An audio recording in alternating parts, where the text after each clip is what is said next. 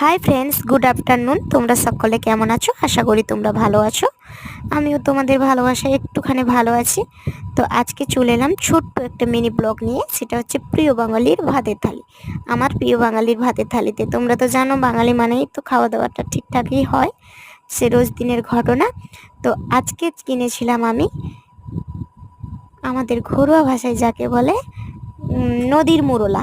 তা ওই নদীর মোরলটা দেখেই মোটামুটি কিনে নিয়েছি। তো মা ছেলেতে খাবো যেহেতু 400 গ্রাম কিনেছিলাম। ওটা গাঁট কেঁচু দিয়ে ঝোল করেছি। ওটা আমার ছেলের খুবই ফেভারিট একটা জিনিস। তো মোটামুটি মাছ খেতে চায় না, তারপরেও আমি জোর করলে একটু খাইয়ে দিই। আর করেছিলাম মোচা চচ্চড়ি, ভেন্ডি ভাজা, ওই মুরলা মাছের ভাজা, আর করেছিলাম কালো তেঁতুলের টক। জানি না কালো তেঁতুলের টক কারা কারা পছন্দ করো, আমার তো খুব খুব ফেভারিট একটা জিনিস। তো মোটামুটি গাঙ্গের মোরলা দিয়ে টকটা খেতে ভালো লাগে যদি সেটা চিনি সহযোগে হয়। এই দেখো কত কান্না, মাছ খাবে না খাবে না, যাই হোক জোর করে খাইয়ে দিলে খায়।